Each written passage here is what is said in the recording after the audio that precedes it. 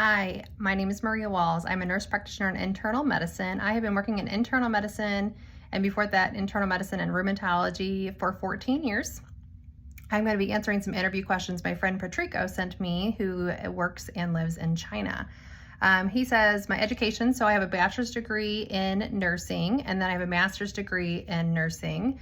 I have been an NP, like I said, for 14 years, but I've actually been working in healthcare for 27 years. So I started as a candy striper, which is a volunteer. I was a patient care tech. I was a certified nurse assistant. I was an RN. And then I became a nurse practitioner. I worked lots and lots of different areas as an RN in the emergency room, in a level 1 trauma center, in a post-op unit, home health, psych home health, nursing home, lots of different areas there.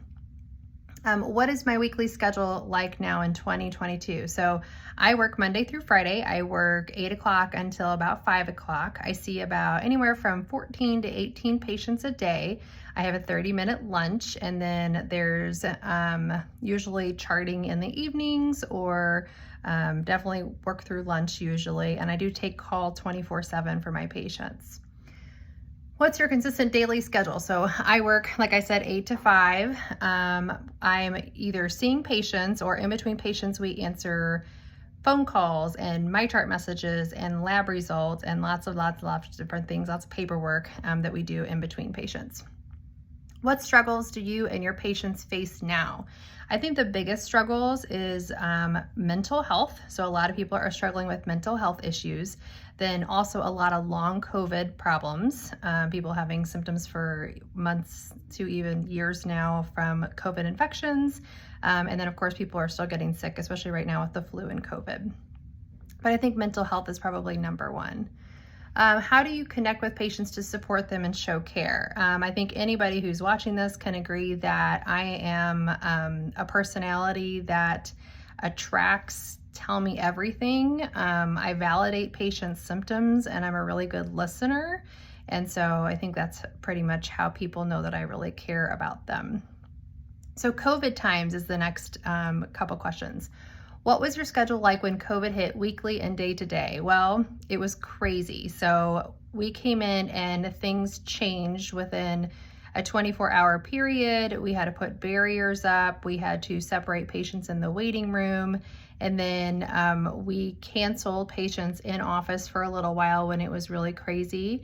And what we did is that I was actually working between 3 different places because my child's school got shut down. So I would work 3 days in a virtual care center, and I was doing virtual visits with people who had suspected COVID and seeing if they qualified for testing, and then if so, setting them up for testing, but also doing evaluations to determine who needed to go to the hospital and who could stay home.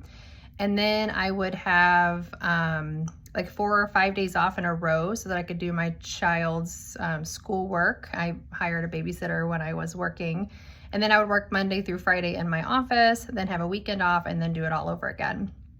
And then I started working some in the respiratory clinic too. So we set up a respiratory clinic in 2 weeks here at my hospital, where we're seeing nothing but COVID patients in the respiratory clinic. What happened in your hospital with staff, you, and how did you make it through? So in my hospital, we all thrive in crisis. So we did really great during the beginning of COVID, where we were, our hospital was full.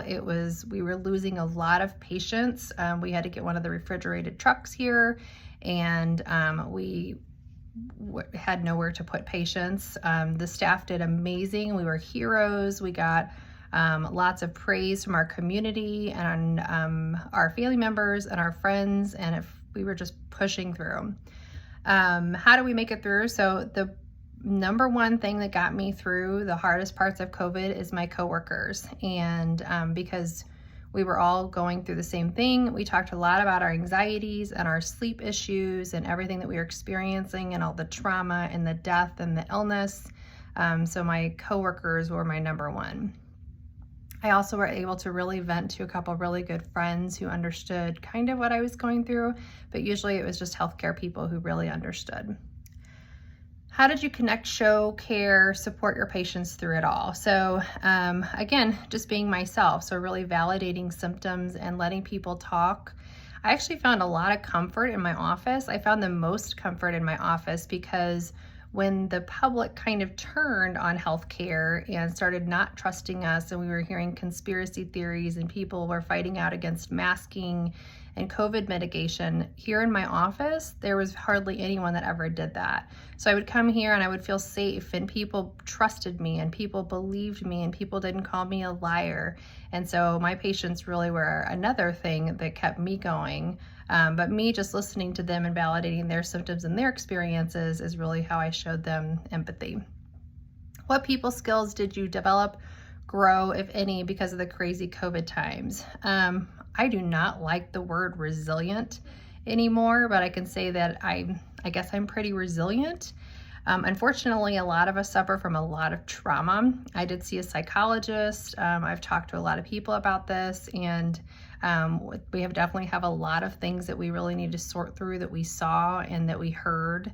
But people skills, I don't think I really changed that much, other than really being better about addressing people's mental health. Why did you get into the medical field, and has your passion to do what you do changed because of the crazy COVID times, is my last question. So I got into the medical field because I wanted to help people, and that definitely has not changed. If anything, it has strengthened that desire and passion, and especially with long COVID patients and patients who are miserable that other people don't quite listen to them. I think that I've really excelled in that area, and that I am somebody that will really validate the way that someone feels, even if their test results are not abnormal, or, versus other healthcare providers who may not believe them or just kind of blow them off. So those are my questions, and nice to meet you. Bye-bye.